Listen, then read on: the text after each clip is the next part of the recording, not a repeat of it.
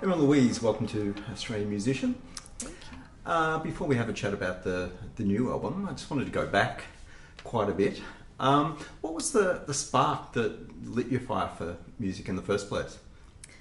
Well, when I was maybe like 12 or something, I got a guitar given to me and I learnt a few chords and I learnt how to play like other people's songs at first, and I didn't really fall into it at all. And then, I just started like writing songs and like expressing myself really for like the first time, because I'd never really had any kind of creative outlet ever, you know? And then once I found it, it was just like, yeah. So who was the first artist that really hit you hard? Missy Higgins, yeah, big time. When I discovered Missy Higgins, I was like, whoa. You know, like I'd just like looked into like everything that she'd ever done, and that was the first time I was like, whoa, you know, like people can do music for like a full-time, you know, as a full-time job. And so, yeah, I was a bit obsessed with her for a few years. So here we are now with album number 2 coming out. What did you learn from recording the first EP and the first album that you took into the recording of this album? I think just like not to take it to heart or take it too seriously and like limit anything. You know, like with the first album and stuff, it was like the first time that I'd done like an album and stuff, and I think I was just like really, it really hurt me because I was so, you know, like judgmental and self-critical and stuff, and you know, like music should just be fun and like, and that's what it was, this album, like recording. It was just like, it was just so nice, like it was just a whole different experience. The producer, Pascal Gabrielle, what was his production style? He's amazing. It was like just me and him in the studio, and he was just so nurturing and like encouraging of like my, you know, like music. And because I think when I went into the studio, I hadn't done music for so long, I kind of lost a bit of, you know, like momentum and like confidence and stuff. And then he was just like, you know, it doesn't have to be a certain way, you know, it's like, and he basically just kind of like guided me through it, and it was just me and him working on it. And yeah, and then the last like 2 weeks or 3 weeks, Jamie, my drummer, came over to France, and that was really fun. I wanted to talk about some tracks and just some of the sounds that are on it. The track Talk Baby Talk, is a big brash synth sound behind that I really love. Yeah. Where did that come from? Was that like a soft synth plug-in, or was that a real synthesizer It was a sound? real like analog Korg. Yeah. It was a real.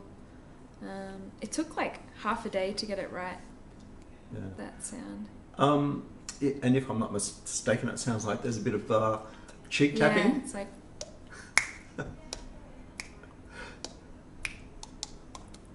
I can't do it because I'm smiling. Where did that idea come from?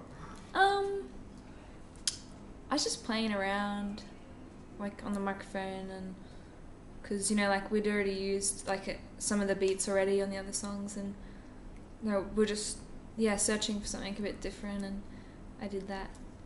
I'm wondering what you used for acoustic piano, because in the song Underflow, there's a great great room sound to that piano. What did you use for that?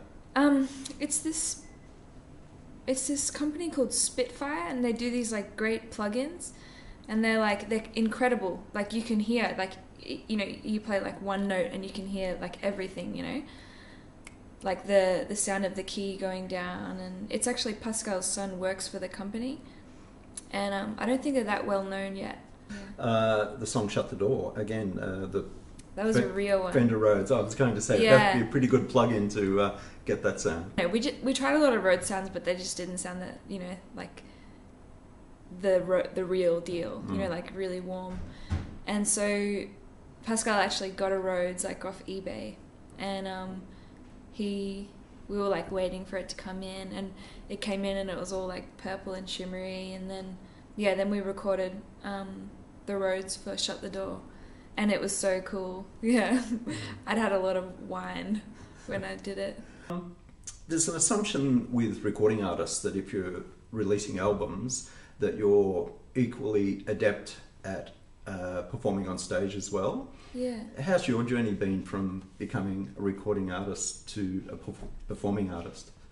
I love performing. Like, I feel so at peace, I think. Like, because you're only thinking about, you know, like, not to sound like hippie-ish, but you really are only just feeling, you're not like thinking, you know? And I love performing so much. What are your hopes for the album? What do you hope people get out of having to listen to it?